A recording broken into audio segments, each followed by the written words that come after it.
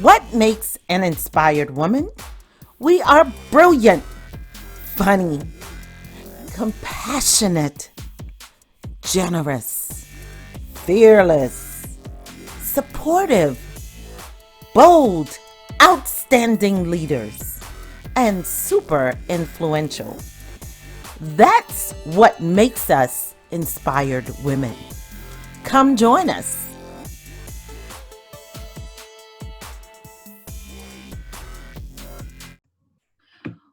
Welcome to Inspired Women Amazing Lives podcast, where we strive to help women by interviewing other inspired women so they will know the journey to their destination is within reach for sure. And I have an amazing guest today, very, very timely, Miss Kimberly Berry. Hello, everyone. Yay! We have Oh, the same name. I love it. I love it when I have guests with my same name. it's K squared, really. It's the power of That's right. K squared. So Kimberly Berry is the founder of Being UnNormal. So love that title. We'll talk about that. A coaching and consulting group that assists people navigating the world of mental health. She is a sought after public speaker who's spoken in front of a wide range of audiences about a variety of mental health topics. She's been on various television segments, interviewed on podcasts, and featured in news articles focusing on spreading her mission of breaking down the stigma surrounding mental health. So good to have you, Kimberly. I'm so excited to be here. Thank you so much for having me, Kimberly. I know. How can I say no to a fellow Kimberly? I mean, really. Yes. So tell us, so my listeners can really get to know you. Can you give us a little bit of your story? Tell Absolutely. us what brought you to this place. Yeah, absolutely. Well, as with money, I think the majority of folks, we all go through various different things in our lives that bring us to our defining moment. And, I can look back, going back as far as my childhood, where I've been affected in some form or fashion by mental health or mental illness, growing up in a very dysfunctional, violent home, lots of trauma, lots of addiction, undiagnosed mental health issues going on. That's kind of the intergenerational legacy of mental health problems there. Onto my the loss of my husband and my marriage due to a schizophrenic psychotic break. So kind of going through that process of going through a divorce and becoming a single mother of two children, and dealing with the mental health fallout of watching what happened to my ex-husband, which was absolutely heartbreaking. And then fast forwarding into the mental health issues that I navigated with my children. And so, unfortunately, for me going through high levels of trauma, I definitely have my own baggage.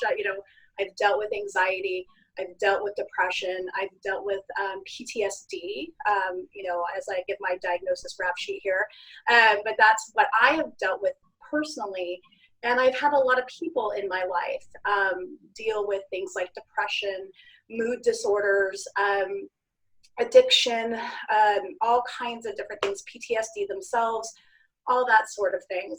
But it was when my daughter was about 5 years old, my oldest daughter, I really, I actually started noticing things at about 11 months, but at 5 years old, it became this feverish pitch of these behaviors that were being exhibited that were just really extreme. And at 5, I was able to get her into a therapist. And after 2 years of kind of going through this, we were able to get the bipolar diagnosis and get her on medication. And once we were able to get her on the right medication, everything changed. And so we were able to stabilize her. And so, then it was not only me, myself, and I going through a personal journey of a lifetime of trauma and reconciling that. I've been in therapy for 20 plus years, in and out of therapy, dealing with my own stuff, but then also trying to reconcile and dealing with the divorce. And then on top of that, now parenting and navigating this whole new world of dealing with the mental health issues of my children.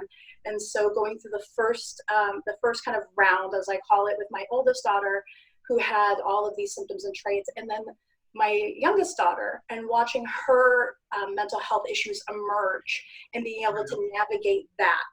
And so fast forward to now, my daughters are a little bit older, and, kind of going through mental health, psychiatric crisis, to a point where we have stabilization, understanding that our new normal is this life that we live now versus the normal, which I think a lot of parents try to go back to once their children or their loved one, spouse, partner, whoever, gets diagnosed with a mental illness. It's this, when you're going through treatment, there's a lot of this, I just want things to go back to normal, back to the quote unquote thing, the way that it was. And what we don't understand at the time is that our normal has now shifted. Right. And it feels scary at the time, but it doesn't necessarily have to be. How can we have that shift be empowered for the people that are affected by mental illness, instead of trying to go back to normal, understanding, cultivating, and creating a new normal for yourself, which is kind of how Being UnNormal came to be. So that's a little bit of my story, and I talk a lot about all my personal experiences on my podcast as well. I'm pretty much an open book. And what I've noticed is the more that I share about my own experiences, being sexually abused, going through sexual trauma, being raised by addicted parents, all of this stuff, the more that I share my story and I'm open and vulnerable, the more that I talk to people that are just like me. And what I've come to realize is that there's more of us that have been affected by this than not. And why we're not sharing our stories is because of stigma and fear of judgment. And so I really appreciate it when fans of the show or people, they reach out to me and they say, hey, I thought I was the only one dealing with this. And to realize that we have more in common than we think we do. Absolutely, Kimberly. Thank you for sharing so deeply with that, because I appreciate that. That is one of the biggest things that I say all the time, Kimberly, is that when we are so open and authentic, like you are, with your journey, you are able to help other people start to peel back the layers and uncover the things inside of them that will help them to heal. Exactly. And that's the thing, is that when you're dealing sometimes with some of these heavier diagnoses, there's a lack and loss of hope. And, that is one of the discrepancies I see in terms of how we process mental health versus how we process more physical, medical related illnesses. When you get a diabetes diagnosis, you don't see it as a death sentence. You learn how to manage those symptoms. You take the right medications. You make the modifications to your diet and to your routine and to your lifestyle, and then you check in with the doctors. You continue that treatment. It's not like, oh my God, everything's over. There's not this sense of panic. There may be a little bit of fear or anxiety about this kind of quote unquote new normal, but you figure out a way to mitigate it. Versus mental health, when we put a diagnosis on somebody, instead of going, oh, okay, I have a diagnosis, which means I have a path of treatment and I know what my next steps are, people freak out. Oh my gosh, I don't want that label. We don't look at behavioral health the same parity as the medical model. And that's really something that concerns me, because people are scared to get diagnosed, but yet once we get these diagnoses, we can actually properly treat or medicate, or whatever that treatment plan is going to look like. We can take those appropriate next steps to help somebody. Mm-hmm. But instead we and this is systemic from actually the mental health professionals down into doctors and primary care physicians. There's so much stigma at multiple different levels. Mm-hmm. And but what that really does is prevent treatment and care at an earlier intervention stage. And we know that the earliest, especially with children, the earliest times that we can intervene and provide that adequate treatment, the best long-term outcomes come out of that for our children, and especially for mood disorders and bipolar and schizophrenia in particular. But yet there's so much hesitancy to label these kids with bipolar, but yet it's out there, it's happening, and it's not happening at any abnormal rate than it has in the past, with some exceptions to spiking, because we do have these environmental factors that we didn't have in the past. Right. But it's not anything different. So that's kind of like one of the things that I tend to get on a soapbox about, is this being apprehensive to diagnose, or being scared to accept a diagnosis, or seeing it as a label. And I think we need to really look at that and say, why are we scared of that? It's just a word in a chart that can start giving us some clues about how to treat this, because this is in our brains. It's not that we stop at the neck. It's not like our physical body happens from the neck down and our emotional health happens from the neck up. It's an integrated system, and it's all together. We have to look at this as a whole system, a whole body, instead of looking at this as like a mental health and a physical health perspective. We're segregating when it should be integrative. I totally agree. And you are by far an expert in this topic, not only because you have done a lot of work in this area, but also because of your own personal experiences. And I totally agree. I have a niece that the rumor is she's been diagnosed as having bipolar disorder. And so, she wrecks a lot of havoc in our family. She really does, just to be honest with you, and in her own family with her children. Yeah. And so, I'm just saying this because the term that my family uses for her is that she's crazy. Mm-hmm. And I don't buy into that. People don't want to talk to her on the phone. She needs a ride. And, my family is from the country. So you need a ride everywhere if you don't have a car. And when her car is down, it's like she needs a ride, or she wants to come over to the function. So, but nobody wants to pick her up. Nobody wants to be bothered with her because she's crazy. Yeah. And so that's unfortunate. It's unfortunate and so common, right? Especially when people don't have access to care and treatment. And it would be so amazing if she had the ability probably to be able to get the medication and the psychotherapy that she needs to be able to stabilize and learn how to manage this illness. And that comes when we look again at, like, if you have cancer, if you have diabetes, if you have, if you have seizures, if you have epilepsy, your doctors and nurses are, they kind of come around you and they give you a clear treatment plan. They make sure that, you're able to integrate this diagnosis and fully understand. They'll counsel your family on, what these next steps look like. But, that doesn't necessarily happen in behavioral health. And especially when we look at people of color and the lack of care that really people of color have. And I've actually talked a couple times about this on my show with some experts about the lack of care for people of color, especially African American women, because it is so stigmatized, and how some of these legacy thought patterns, especially around religion and the African American culture, has been a barrier for people to get access to the care, because they don't understand, and we're scared of what we don't know.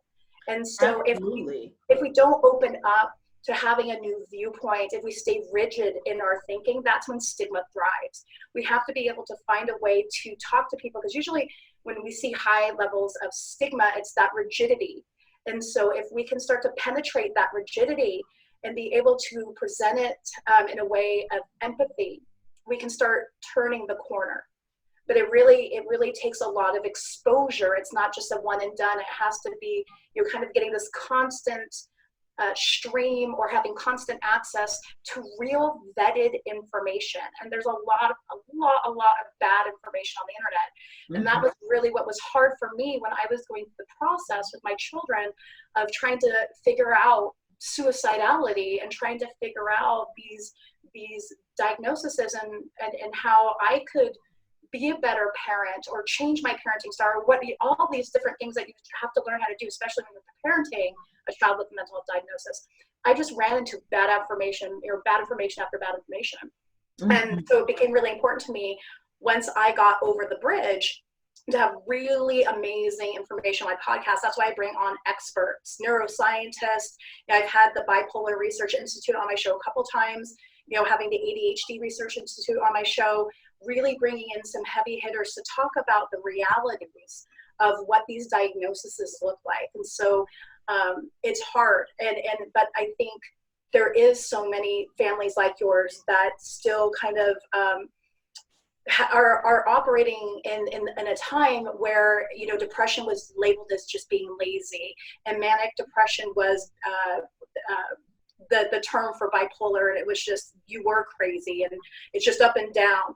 And really that is, to me, all of that behavior just signifies that there's somebody out there that really needs help and doesn't have access to it.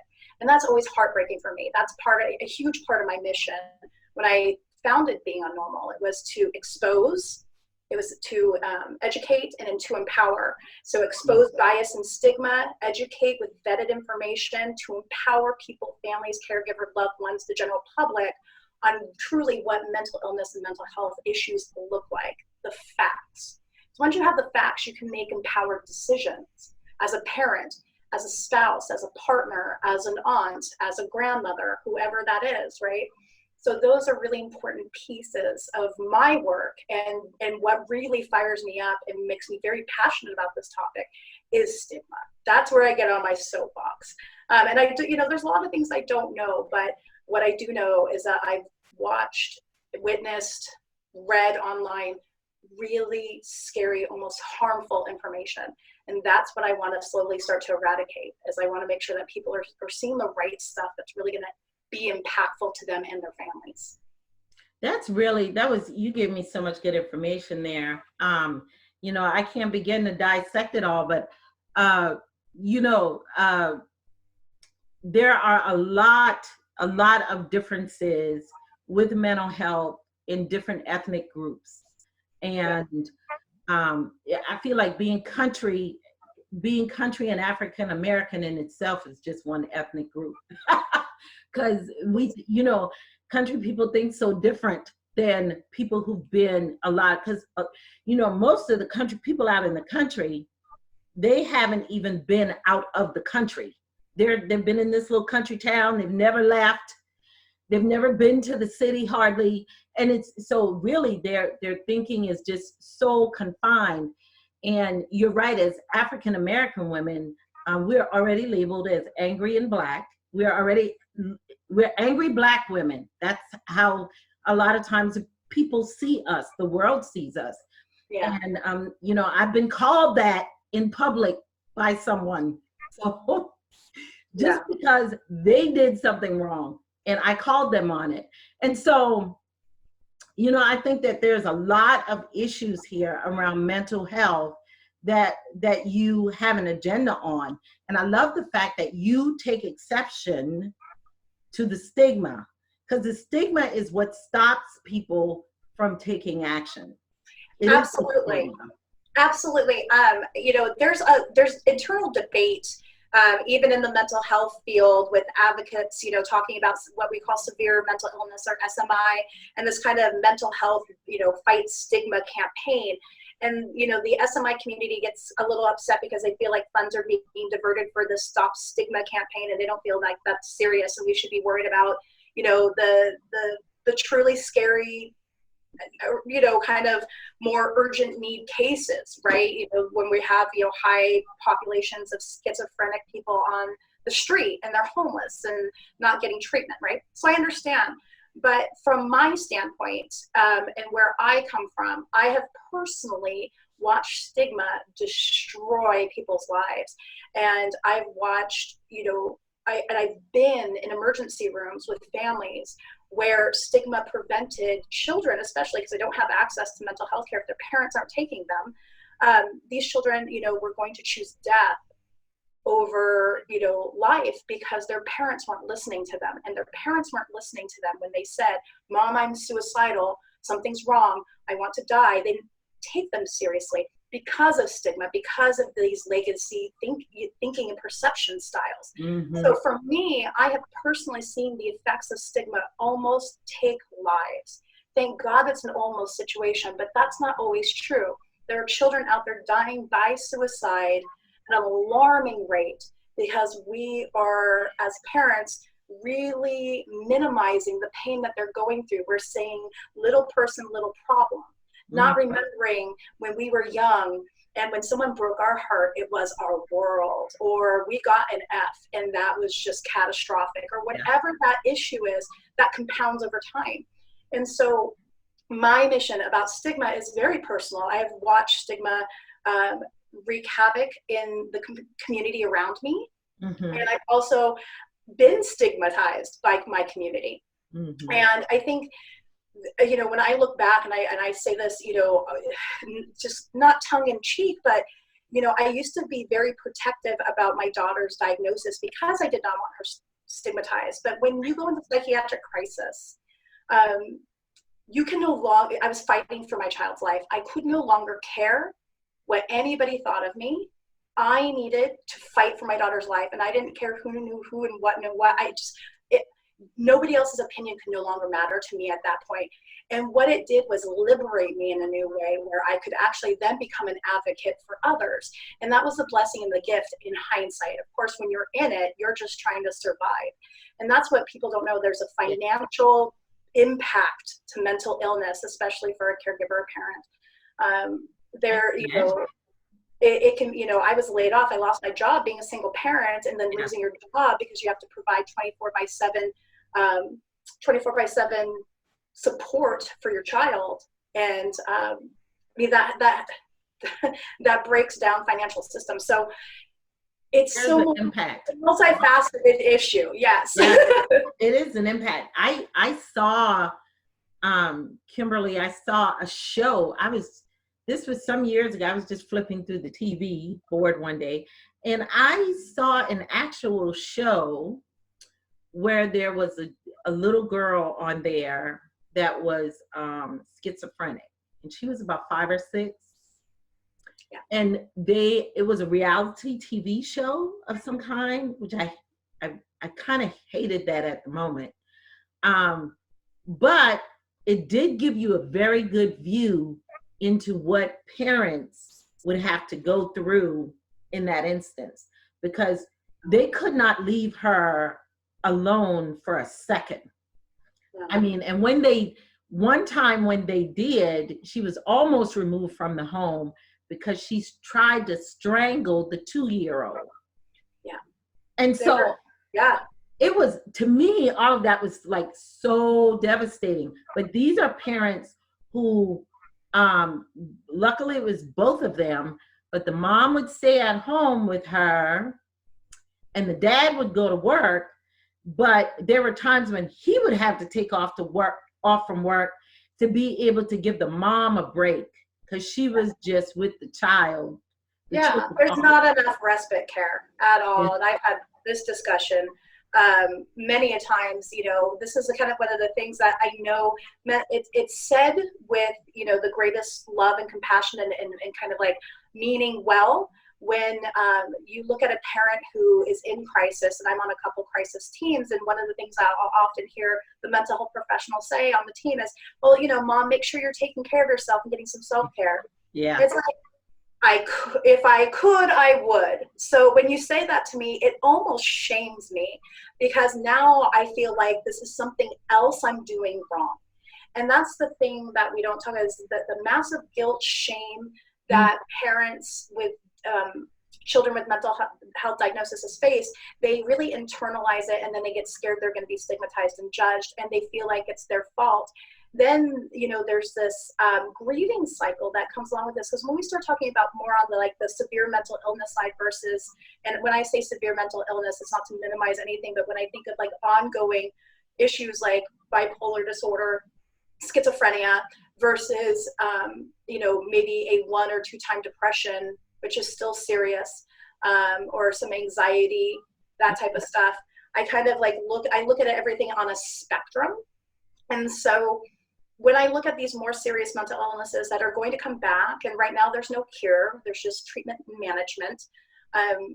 These, it takes up so much time, and it's so life absorbing. And so, these parents just they thought they were going to be parents, and they didn't realize now they were going to completely detour. And there's a grieving process that comes along with this that we don't talk about.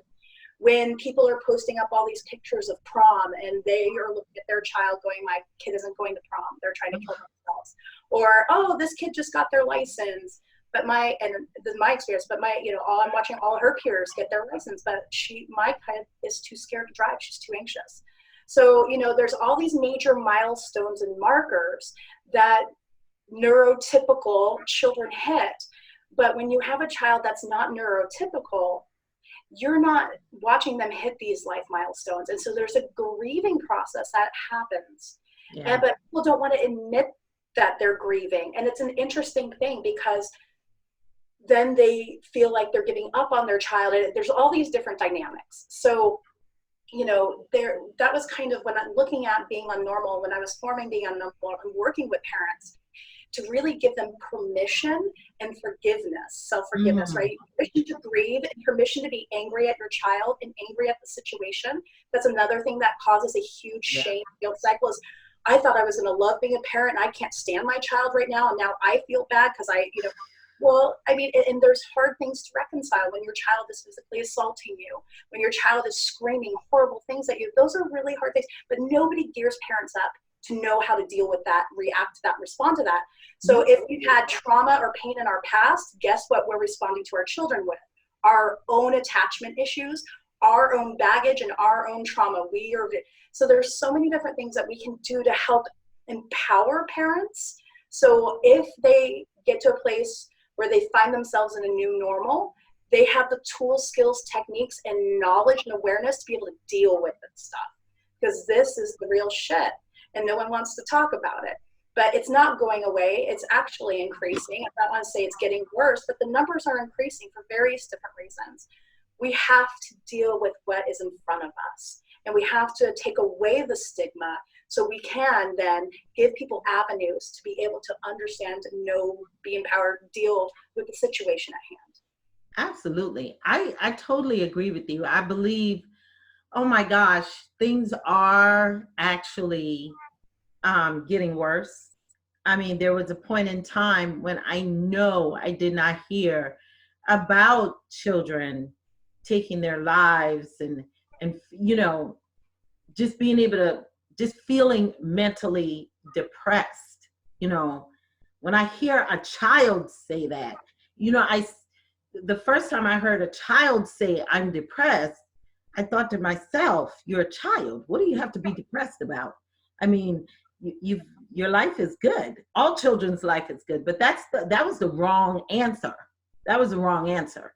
And I think know that it's a common answer, right? But it is a common answer, because those of us who don't deal with it, we don't understand it fully. And I thank you so much for educating us, Kimberly. Let's take a quick break for an ad, and we'll be right back with more with Kimberly. She's given us so much good information. Thank you so much. We'll be right back.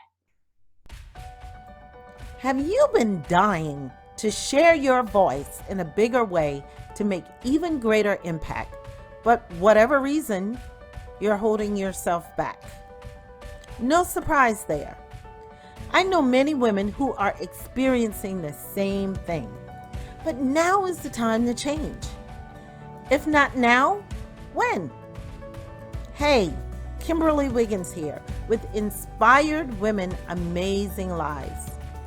Now is the time for you to decide to take action. Right now. Listen, podcasting for women has grown and is life-changing. It is so much better when we as women share our stories and engage with each other about our experiences and our transformations. Because we get it. It's about you sharing your heart to impact others and grow your business so you can help other women reach their goals.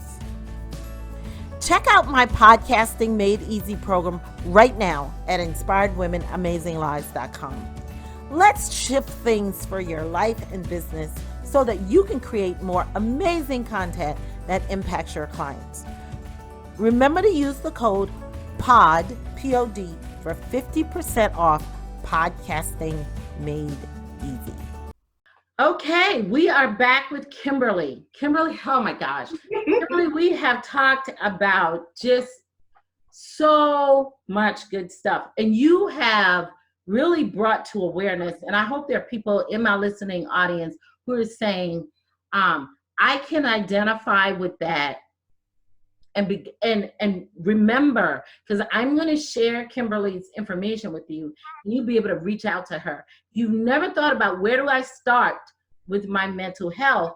This is a good place to start. And you know, one of the things I say, Kimberly, because you brought so much good information about just the guilt, the shame, you know, things that we have not thought about, you know, with a lot of people with mental health. And I challenge, Kimberly, a lot of us to really think about mental health a little bit differently because, you know, I may not have a history of mental health in my family. I'm not exactly sure, but there's been times in my life where I've suffered from depression because something happened in my life unexpectedly. You know, when I went through my divorce, because my husband was abusive, I had pain in my body I couldn't explain, and the doctors couldn't find it until the doctor one day said, "You've got PTSD." Exactly. Yeah. Yeah. So I would challenge, you know, one day I was in a grocery store and I couldn't breathe. Couldn't figure it out. They had to call. I thought I was having a heart attack. I was having an anxiety attack. Yeah. And so I was like, where did that come from? I don't understand what's going on here. So I would challenge each of us to look at ourselves a little bit differently. We may be surprised what we find from a mental health aspect. Exactly. Well, I mean, that's a great point is you're like, oh, I don't think I've had any mental health issues, but you just went, okay, I've been depressed, I've been anxious. And so yeah, here's the numbers. The facts are 1 in 4 of us are going to be dealing with a mental health issue at any given time within a year span. Wow. 1 in 4. So if you live in a cul-de-sac full of people, guess what? A couple of those houses are going to have somebody in there at any given time throughout the year dealing with a mental health issue. So that's just the facts. Our mental health problems are not going away. And then, you know, and a couple things I wanted to kind of touch upon briefly is we had talked about, you know, well, when we were growing up, we didn't see mental health issues the way we see them now. And there's a couple reasons for that. Number one, people weren't getting properly diagnosed or getting access to treatment to get those diagnoses. And again, going back to stigma, there wasn't access to adequate care. And that still continues to be a huge problem. But there wasn't the access that people could, you know, go and get the mental health diagnoses. You know, when we used to talk about therapy, it would be in hushed tones. Oh, she went to a therapist. And there was a lot of shame and guilt about that. Versus now where we're like, oh, girl, you need to go to a therapist. Like, you need to figure that out, right? So there's been a dichotomy shift. So part of this is we see this natural uprise in diagnoses or uptick in diagnosis. Part of that is because now people are actually getting diagnoses. They're getting access to care. They're going to see their providers when they feel that something is wrong. And I always look at people say, Kimberly, you know, when do I know that I need to go see a therapist or my doctor? Or when do I think that something's wrong? And I'm like, there's always there's kind of a couple different ways to look at it. Number one is if there's an impact to the function of your life, go ask for help. So if you're having trouble getting up in the morning and it's not, you know, you're kind of getting up and feeling sluggish and hopeless and really sad, or you're kind of weepy for no reason, that type of thing. As an example, you know, go ask for help. If you are struggling in your job, you're no longer being able to focus, you have this brain fog all of a sudden, you have really low energy all of a sudden, you feel you're starting to socially isolate, you know, that could be something. if you start to see, these, in any realm of your life, right? It's really, to me, mental health issues are just about how they impact the functionality of your daily life. If you can no longer do what you used to do at the level you did it, with the exception of like high performance achieving, all that stuff, but your normal everyday life, if there's a change in that, it's time to maybe talk to somebody, and talk to somebody who can give you really solid information. Don't talk to your girlfriend that's going to placate you. Don't talk to a family member that is already highly stigma. Yeah. Don't just reach out to your church pastor because they don't have mental health training most of the time. So just be mindful of who you bring this information to. That's number one. Number two, when we look at our lives, we have kind of these domains. We have our work and our career domain. We have our home domain. We have our relationships, our health, our finances, right? If we look at our life domains in this kind of wheel with these 5 pieces of pie, if there's something going on in your life and you see that at least 3 of those pieces of the 5 pieces of pie are being affected, go talk to somebody. So if you're having impact in your financial, your health, in your marriage, go talk to somebody. If you're struggling with your relationships with your children, and you're struggling with your health, and you're struggling with your marriage, go talk to somebody. If you're having problems at work, like you hate your boss and your finances are a mess and you're isolating from your friends and family, go talk to somebody. So kind of think of it that 5 pieces of pie. If there's pieces missing from 3 of those 5 pieces, go talk to somebody that can help you. So that's really, when I look at the big picture there, that's when I encourage people to get help. There's wonderful free services and hotlines out there. Of course, I do private coaching as well.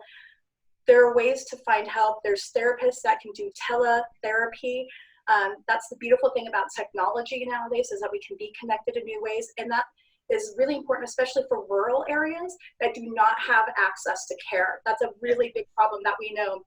Psychiatrist shortages, mental health professional shortages everywhere. So now that we have teletherapy, we have, telecoaching, we have all these options now to be able to be worldwide in a way that we weren't able to be before. And that's really advantageous for the rural areas that really need this. Yes, absolutely. I love that. Now, audience, I want you to know, we've gotten so far off the things that I was going to ask, but this is amazing. She's done. The being bad. Kimberly's always on a tangent somewhere. Yeah, we're just somewhere, and she's done an amazing job. But it made me think of something else. So, how do you, Kimberly? Let's say, my niece, for instance, who always feels like the world is against her. Like we don't love her and we're all just against her. How do, I show her that. I don't call her crazy. I don't buy into that. And I show her that I love her by choosing to spend time with her when I go home. How do you have the conversation with someone like this? She has been in the hospital. They kept her apparently for the 3 days, and then she was able to sign herself out. She's been told that, from what we can gather, that she's bipolar. She has bipolar disorder, and but she opted to not take any medication, not to receive medication. How do you have conversation with someone like that who just can't really, she's never able to see that something may be wrong with her? Well, with bipolar disorder, that's actually part of the illness. And there's actually a clinical term that is used because people with bipolar disorder, schizoaffective disorder, they often suffer from this because they don't see their illness. And so there's a lot of legislation here in the state of Washington happening because this is actually part of the illness process that a lot of people don't understand. And unfortunately, I don't have the word in front of me. I think it starts with an A, but there's actually a term for that because it's a real thing. A lot of people that are affected with severe mental illness don't realize the severity of their illness. I've had the Bipolar Research Institute on my show a few times because bipolar is near and dear to my heart, of course, but it's also very misconceived. And they know, the scientists in the medical community understand that one of the things that is very effective for the treatment of bipolar is medication, but yet it's highly stigmatized. We would never ever tell a diabetic not to take their insulin, but yet we convince people that have bipolar to not take medication, and we have to understand the science and how the bipolar disorder affects certain regions of the brain. There are a lot of the same regions that are affected with epilepsy, and that's why a lot of people with bipolar are treated with anticonvulsants, because they work. It's overactivity, over cellular activity in the brain, but people don't think of it that way. Mm-hmm. So they think of it as a behavioral choice, and this is where we have to shift the dynamics. So, you know, one of the things, and this is actually a very deeply involved conversation, so I'm not giving it justice by kind of having a little snippet, but what I will say is that, you know, part of when you're dealing with somebody who doesn't want to see their illness for what it is, it's not just denial, it's a part of that illness process. For severe mental illness, it can be denial for people with just kind of run-of-the-mill depression or anxiety, whatever. So you can run both sides of the gamut. What I always say is that love always wins. So if we come to somebody with empathy and start that conversation with empathy and love, and us to let go of the results of that conversation, that always is a stepping stone to build trust and to build rapport and relationship with that person. Because that person at the end of the day probably feels very disempowered, and they're looking to gain some sense of control. And if I don't take my medication, at least I have control over what I'm putting in my body, right? So there's lots of different things that happen, especially with bipolar disorder and that. So that is a very in-depth conversation. But what I will go back to is, I'm a firm believer in the power of love, and I've watched the power of love be what has kept my children alive, with also therapy and the right medication. Everybody has to find what works for them. But when we're having conversations with people that we really care about, because we're concerned, what we don't want to do is project our own fear onto that person. And we don't want to make sure that, we want to make sure that they don't feel guilted or shamed about something that they don't have control over. So if we start the conversation off with love, and keep it in that place, and use our own judgment and discernment and what is called attunement. If we can read that person correctly and stay and be attuned to how they're reacting both verbally and non-verbally, we know when to back off and when to push. Right. Attunement comes with actually being engaged with that person and staying in a loving relationship with them, regardless of their illness. I love it. Yeah. Love always wins. You're so right. Thank you for that. So now this is a personal question for you, because you have a child with mental illness, or two children actually. What is it like? What is it really like for parents who are going through this struggle? I know we talked a little bit about their financial struggles and the guilt and the shame, and what is it really like for parents that are going through this? Absolutely. I think one of the things that really makes me sad inside is the isolation that happens as a result of getting a mental health diagnosis, because and I know this was true for my own life and watching what happened with my friends, but I've also watched externally, is that people don't know how to react. Going back to, I don't know what I don't know, so I just react with fear.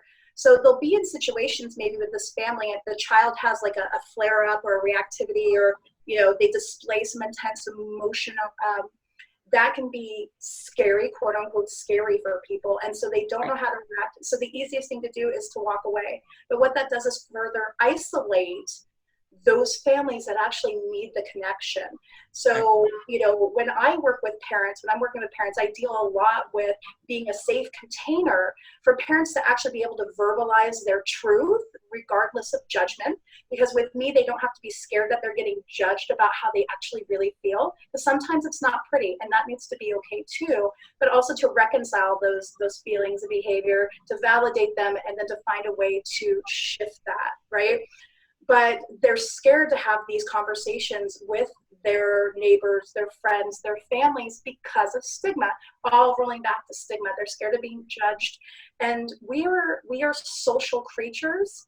And part of our survival, our biology, is being socially connected. Mm-hmm. And when we separate that social connection, what we see happen is a lot of parents feeling isolated, and they're feeling rejected from their community, and that in itself can bring on depression, anxiety symptoms.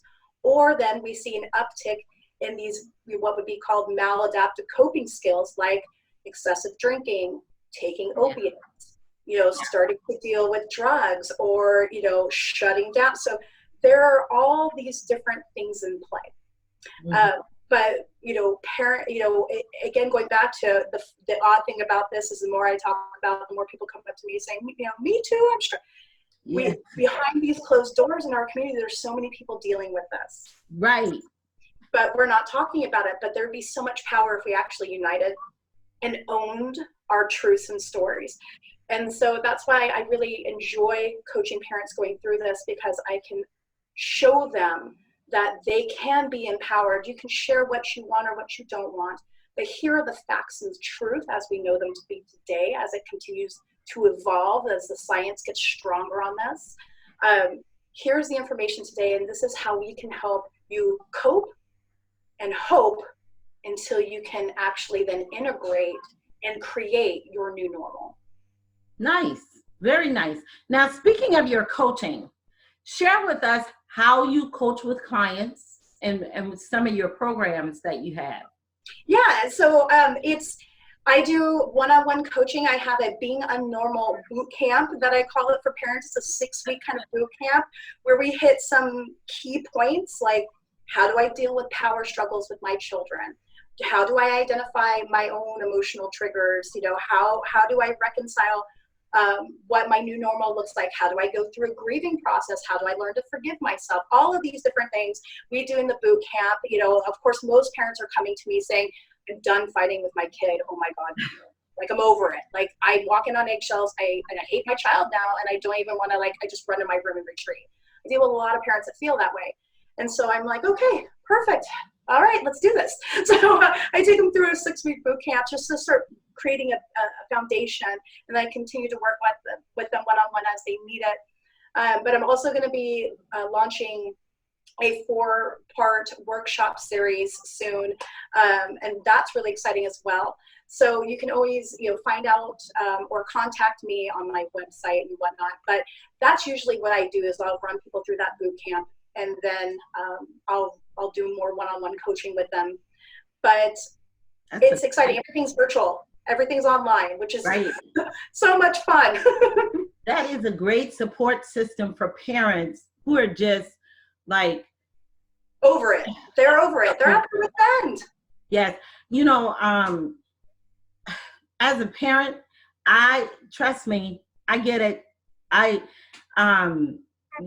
couldn't imagine what it's like with having a child with mental illness. I was just over my kids when I was just over parenthood when my kids were small. I was like, oh, I don't know how to deal with these children, so I can imagine there's just a lot going on there.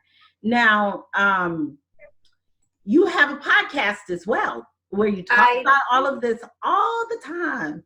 I talk about this all the time. I joke around that I'm the most boring person at a party. I'm like, let's talk about suicidality and sexual trauma. I'm on it. But that's the thing is, one of the things that I try to do is to make sure that we're talking about heavy topics with the gravitas and the grace that these topics need. We can infuse a little bit of humor into that. I talk a lot about my own experiences, and I bring on a mental health professional to help give some more of the clinical information and pieces. So we have this very collaborative approach. Right. And that's really important for me. And it's a free resource for parents to have so they can hear this information. I've covered so many topics now. I'm rolling into year 3 of the podcast. And unfortunately, there's so much still to talk about. But it's a lot of fun. And there needs to be a constant conversation about it, because we need to be constantly reminded, just with our own regular mindset, we need to be reminded. So of course, with anything that we're dealing with, we need to be reminded. And so the fact that you have that constant conversation going on over there in your podcast is really, really helpful. And you have got a group too. So audience, I want you to hear that. If you feel like you need some help, you're not alone, you're not isolated. Kimberly has got a group, and Kimberly has got a podcast that has got great information on there. Like if you don't know where to go or what to do, Kimberly is a great, great resource. And I will put all of her information on my podcast page, but her website is just like it sounds, beingunnormal.com. And I was gonna say, Kimberly, I mean, what's normal? I mean, normal is the fallacy that we hold on to because it's something we're trying to go backwards to achieve. That's what's interesting about normal, is that it's actually, we're going back to normal, which means we're trying to get back to a place in our past that no longer exists. And that is what creates the internal conflict, is when we're denying the reality of our situation. Yes. So this unnormal, this movement to understand and embrace a new normalcy, that is the empowerment. That's future thinking. That's future planning. That's and actually being in the present, because it's an acceptance of what's actually happening. And, I am launching the group, which is going to be UnNormal Nation on Facebook, which is really exciting. We are an unnormal nation. So let's own that. Let's embrace that, right? Yes, I totally agree with you on that one. Let's embrace that.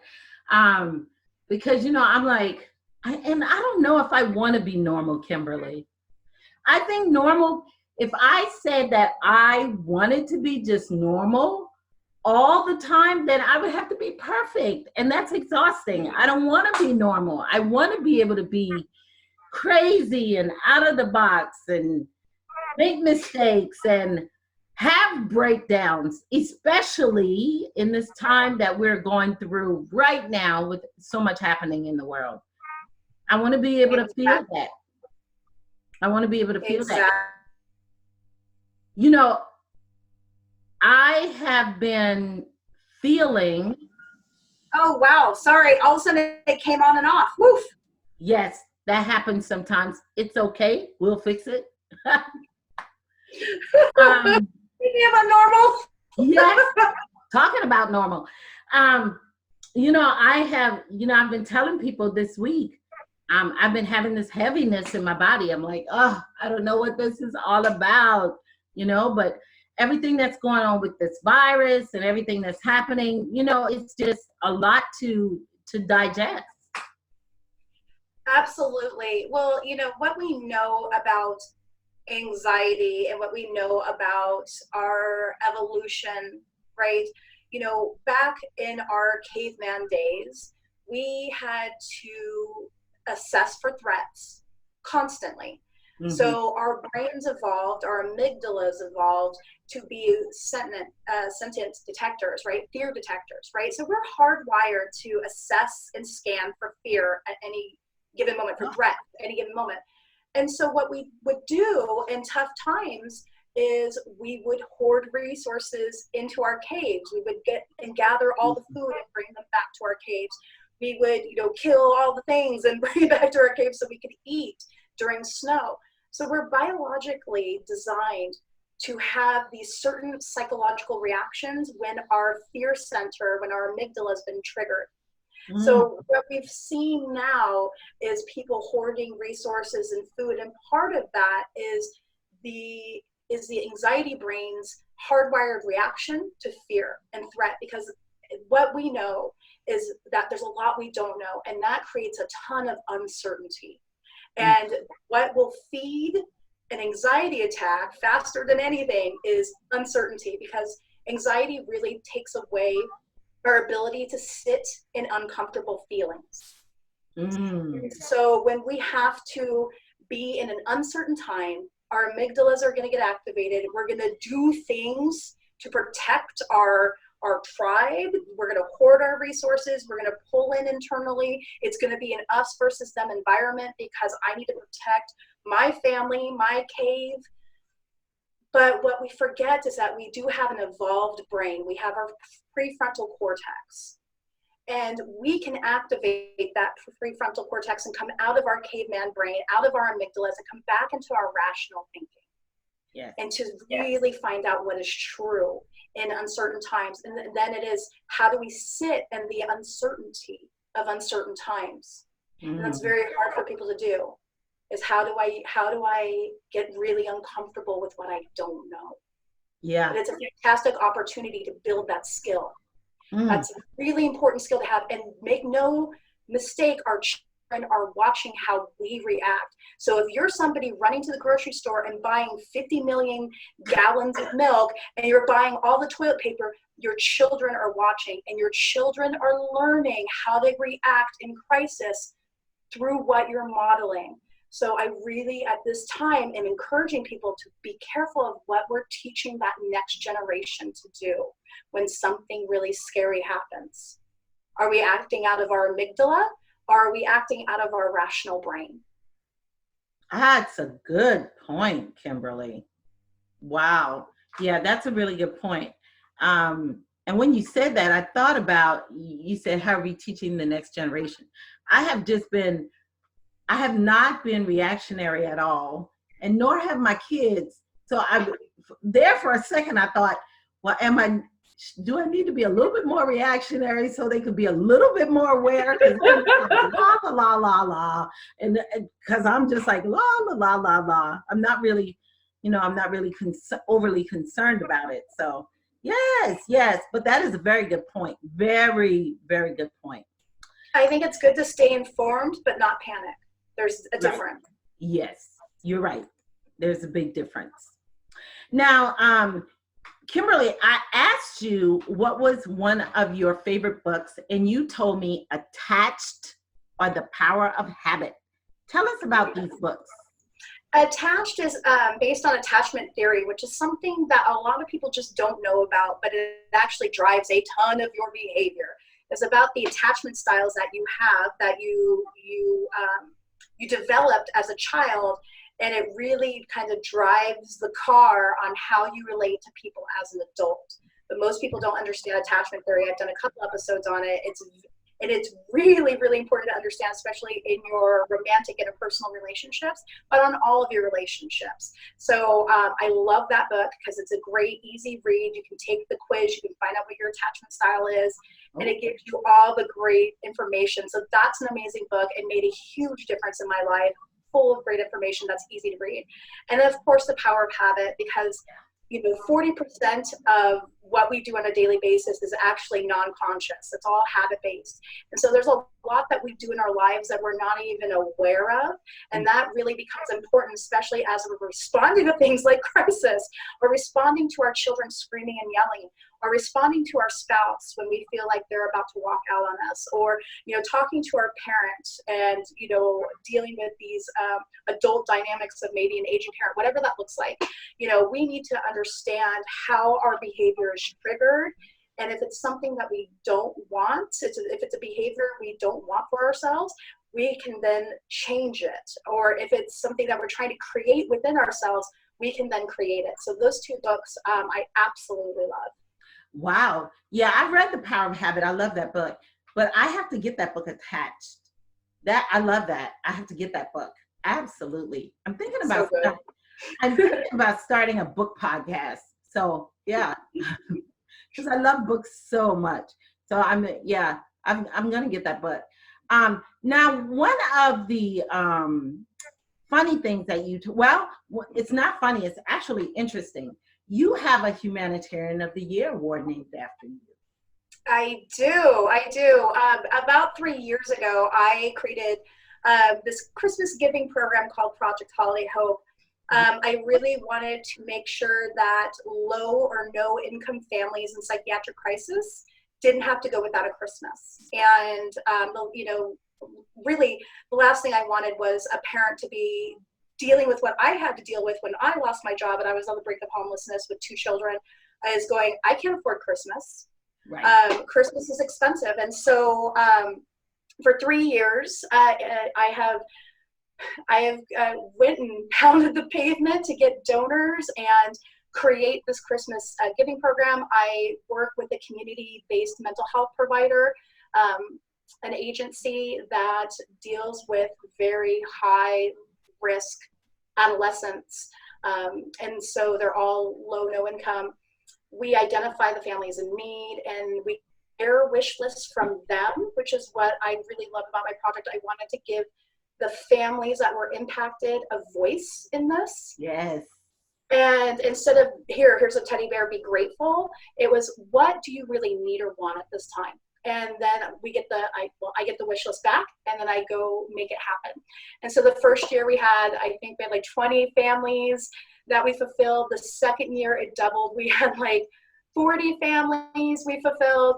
And last year we had 76 families totaling over $30,000 in Christmas presents, washers and dryers. We had a car donated the second year.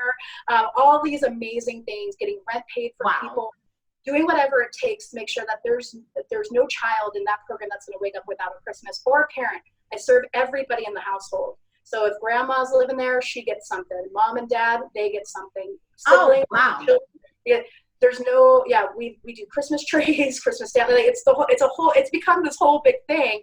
But as a result, the community mental health provider that I work with, they created a Humanitarian of the Year award in my honor, named it after me. And now people can do amazing things in the community and earn that award. I love it. Love it. That's the legacy, which for me is very important. I'm not so concerned about my reputation more than my legacy. Yes. And I wanted to leave something behind and know that I've made an impact beyond my own family unit, beyond my own clients, friends, but I was able to touch the community in a meaningful way, and it's been really powerful. That's nice. Woo! This year will be my second year with my Christmas program, so I'm hoping mine will grow that way as well. Very nice. I love it. I can give you a list of do's and don'ts. Yes. You deserve that award, my dear. You deserve that. Mm-hmm. It's an honor and a privilege. I've gotten a couple awards now, and I have them in my office, and I look at them every day, and I'm humbled and grateful to be able to serve. That's very important to me. So yes, awesome. Now, you said your favorite motivational quote was, "If you're always trying to be normal, you'll never know how amazing you can be," by Maya Angelou. I love that. Love it, love it, love it. That's why I'm not trying to be normal. Well, you're trying to be something that inherently you're not, right? Because what is normal? None of us can quantify what normal is. So that means you're always chasing after a goal that doesn't exist. Same as perfection. Always chasing after a goal that doesn't exist because you can't quantify what that means. Yes. Absolutely. So I love that quote. Yeah. And you, when you are out of that, you are finding out how amazing you can truly be.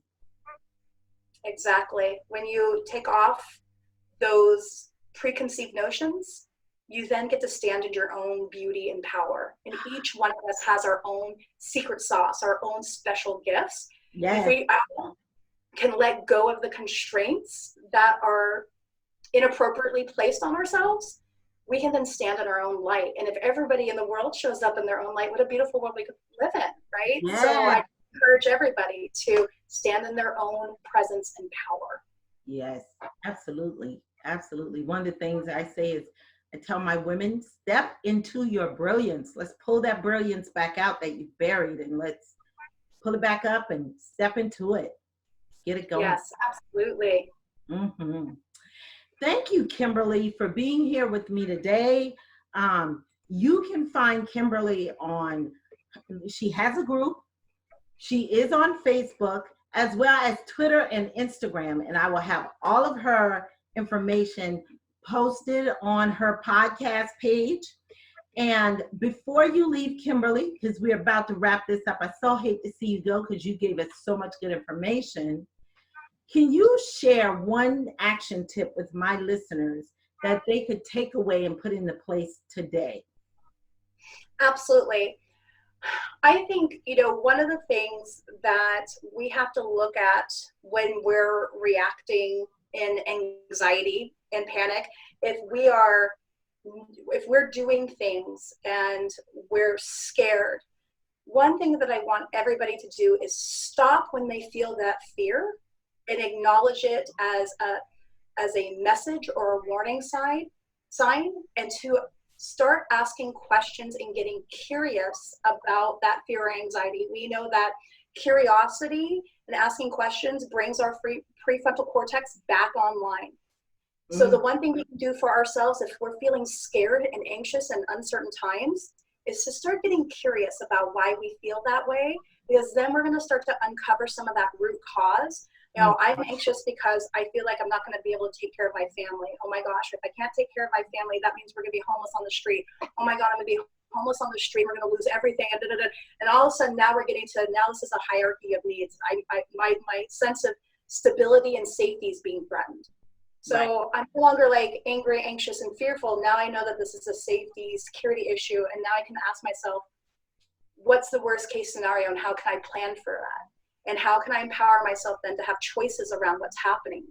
So be curious. If you feel that tenseness in your body, that anxiety in your body, that nervousness, that compulsion to want to go out and buy all the toilet paper, I would just implore you to take a moment to say, why do I need to buy all the toilet paper right now? Why am I scared? What's really making me scared right now? Do I just feel empowered? And, or do I feel anger or dispower? Like, what's really going on here? And that gives you more knowledge, and knowledge is always more power. Absolutely. I love that. I often say it's the questions we don't ask ourselves that matter the most. Absolutely. Yeah. So that's a good question to be able to ask yourself. What is creating this for me? Very good. Love it. Thank you so much, Kimberly, for sharing with us today and stopping by Inspired Women Amazing Lives. Audience, thank you for being here, and definitely check out what Kimberly's resources are, especially if you're dealing with something right now. It's imperative that you plug into Kimberly and get some advice, some resources, anything that you need to be able to get you back to your unnormal. Yes. Well, thank you so much, Kim Squared, for having me on the show. I really appreciate it. And I hope, there's something that your listeners can take away to feel a little bit more empowered, Yes. Thank you. Yeah. Thank you. Audience, have a wonderful, wonderful rest of your week. And we will see you next time on Inspired Women Amazing Lives podcast. Bye. Bye, everyone.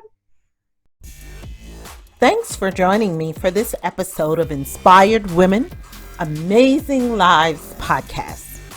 Until we meet again, I urge you as an inspired woman to seek out ways to inspire and lead the other women in your circle. Please share this episode with another woman that you would love to inspire, or someone who has inspired you. Feel free to rate, comment, and subscribe. Until next time, and remember, always thrive, inspire, and lead.